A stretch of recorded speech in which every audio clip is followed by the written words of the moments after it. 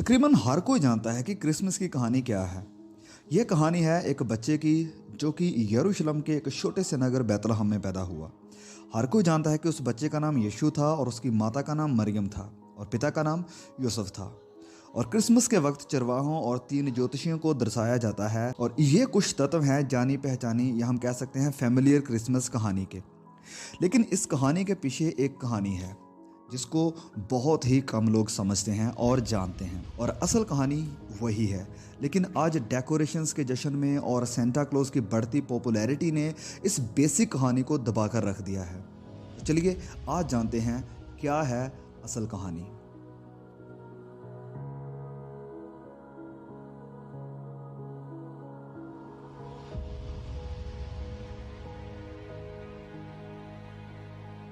खुदा सारी कायनात को बनाने वाला इंसान को अपने हाथों से बनाता है और उनके अंदर पाप नहीं होता, मतलब कि वह पाप रहित होता है, वह पूरी तरह परफेक्ट होता है और खुदा उसे परफेक्ट वातावरण में रखता है। लेकिन ये इंसान यानी आदम और हवा खुदा की आज्ञा को तोड़कर खुदा से विद्रोह करते हैं और गुनाह में गिर जाते हैं और सारी पृथ्वी को और आने वाली नस्लों को श्रापित करते हैं। आने वाली नस्लें क्यों? क्योंकि हम सब आदम ही की फोटोकॉपी हैं।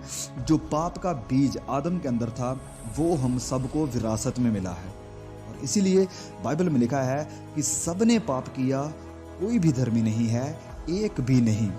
मतलब कि हम सब खुदा के विरोधी हैं और उसकी अदालत में अपराधी हैं और खुदा को एक सच्चे न्यायी होने के नाते अपराध करने वालों को सजा देना जरूरी है। या तो खुदा सबको न्याय के अनुसार सजा देकर हमेशा की आग में भेज सकता है क्योंकि सबने पाप किया है, या फिर खुदा एक सब्स्टिट्यूट यानी एक प्रतिनिधि को दे सकता है जो लोगों की सजा अपने ऊपर लेकर उन्हें आज़ाद कर दे, उन्हें रिहा कर दे।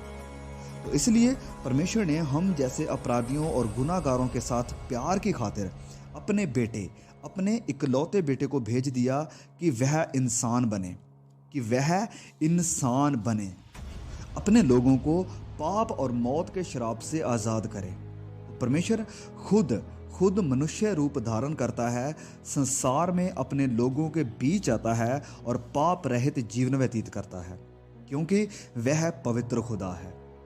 लेकिन पाप रहित होने के बावजूद भी वह एक अपराधी की मौत मार दिया जाता है और एक लाहनती की नाई उसे क्रूस पर चढ़ाया जाता है, जिसको कि अगर इंसान के नज़रिया से देखा जाए तो बहुत ही बुरी और भयंकर बात है।